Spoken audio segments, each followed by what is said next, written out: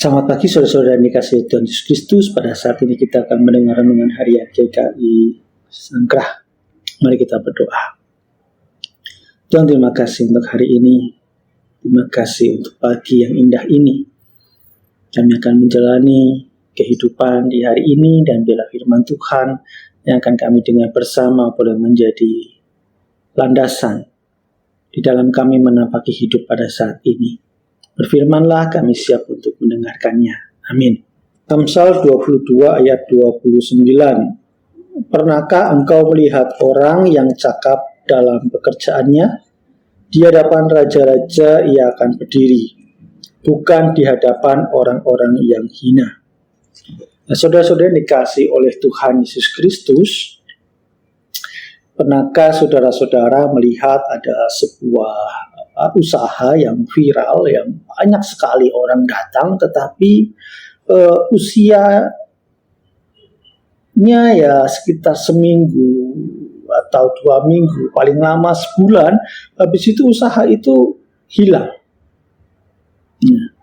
Atau pernahkah saudara melihat ada sebuah usaha yang berdiri sejak tahun 1000 berapa begitu, hingga saat ini masih berdiri, masih konsisten gitu ya. Sehingga banyak orang mengatakan bahwa usaha ini usaha legend gitu ya, yang sudah cukup berdiri lama. Nah, saudara-saudara, apa tuh yang membuat usaha itu bisa berdiri lama? Salah satunya adalah mempertahankan kualitas. Yang menjadi fokus usaha itu bagaimana kualitas produk yang ia hasilkan itu tetap konsisten. Kuantitas bukan menjadi prioritas bagi mereka. Berbeda dengan perusahaan yang hanya mengandalkan jumlah kuantitas pembeli. Yang penting banyak orang beli. Masalah kualitas nanti. Sehingga yang terjadi adalah orang hanya menikmati itu saja pada saat itu, kemudian ia mengevaluasi, dan kemudian ternyata rasanya tidak enak. Ya besok dia nggak akan datang lagi. Tetapi orang yang membangun kualitas, berusaha menghasilkan produk yang berkualitas, maka itu akan menjadi kenangan, akan menjadi memori yang melekat pada diri konsumen. Sehingga kalau ia membutuhkan barang, sudah di sini saja, karena sudah terpercaya. Beli di toko ini saja, karena dijamin bahwa produknya itu pasti asli.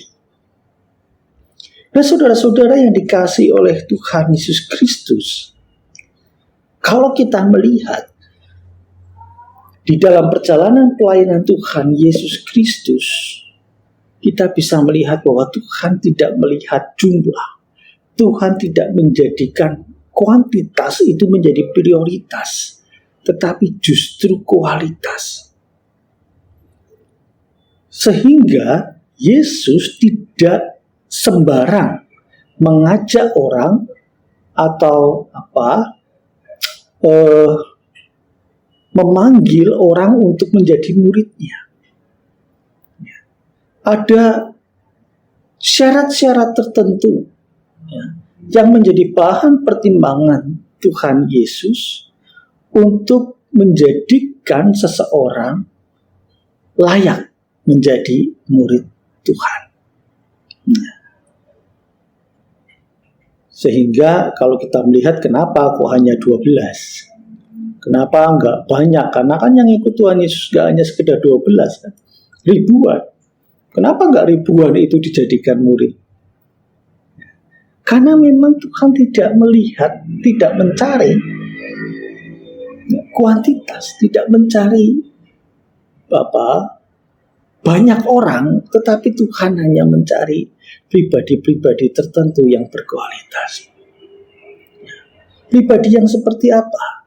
Pribadi yang loyal, pribadi yang taat, pribadi yang setia, pribadi yang mau diajak bekerja, pribadi yang mau diajak untuk berfokus kepada apa yang menjadi impian Tuhan. Visi misi Yesus itu sendiri. Sehingga saudara-saudara, contoh saja salah satunya adalah Petrus yang sedang menjala ikan, kemudian diajak ikutlah aku, kemudian ia meninggalkan pekerjaan tetapnya untuk mengikut Tuhan. Tanpa ada diskusi, tanpa ada tawar-menawar, ia ikut saja. Tetapi di sisi lain ada orang yang, Tuhan, aku mengikut Engkau. Tetapi pikirannya, perasaannya itu masih terfokus pada harta bendanya. Dua sikap yang berbeda. Yang satu dipanggil Tuhan untuk menjadi muridnya, dan ia meninggalkan apa yang ada pada dirinya untuk berfokus untuk bersama dengan Yesus. Tetapi di sisi lain ada orang yang ingin ikut Tuhan, tetapi pikirannya masih terikat pada harta bendanya. Nah, saudara-saudara yang dikasihi oleh Tuhan Yesus Kristus, di dalam kehidupan spiritualitas kita, mana yang menjadi prioritas di dalam hidup kita? Kuantitas atau kualitas? Ada begitu banyak gereja yang berlomba-lomba untuk mendapatkan jemaat sebanyak-banyaknya. Ada begitu banyak gereja yang hanya berpikir bagaimana caranya untuk mendapatkan jemaat sebanyak-banyaknya. Tetapi seberapa banyak gereja yang kemudian berpikir bagaimana caranya agar jemaat yang ada ini menjadi jemaat yang berkualitas, menjadi jemaat yang layak pada akhirnya untuk diutus pergilah, lakukan sesuatu, kabarkanlah kabar keselamatan.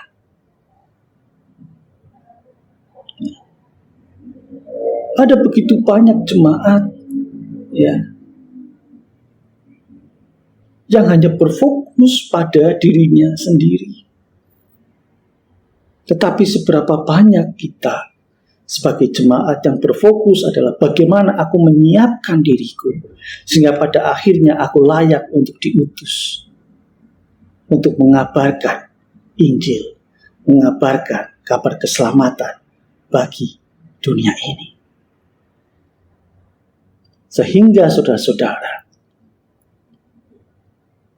kekristenan yang kita bangun bukan hanya sekedar embel-embel berakal atau identitas yang ada di KTP, tetapi kekristenan yang kita bangun adalah kekristenan yang mampu mentransformasi diri kita sehingga kita menjadi pribadi yang berkualitas, pribadi yang layak menjadi murid Kristus.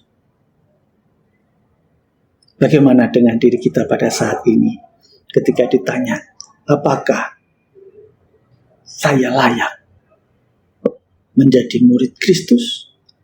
Maka itu bisa kita lihat, bisa kita evaluasi di dalam kehidupan kita pribadi lepas pribadi. Dari cara kita bersikap, dari cara kita bertutur kata, dari cara kita berpikir, apakah semuanya itu kita berjalan lurus selaras dengan apa yang Tuhan inginkan. Amin. Mari kita berdoa. Tuhan, terima kasih. Pada saat ini kami disadarkan bahwa Tuhan mencari kualitas. Tuhan tidak memikirkan jumlah. Dan Tuhan telah memilih kami. Mampukan kami untuk dapat bertanggung jawab atas kepercayaan yang telah Tuhan berikan atas kami untuk menjadi murid-Mu, untuk menjadi rekan sekerja-Mu, untuk menghadirkan keselamatan, mewartakan kabar kesukacitaan di dalam kehidupan ini. Biarlah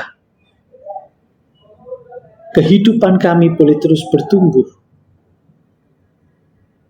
bersama dengan Tuhan. Terima kasih ya Bapa. Berkati kami di hari ini, sehingga kami boleh menjadi layak untuk menjadi murid-murid Tuhan, dan kami boleh menjadi berkat bagi sesama kami di hari ini.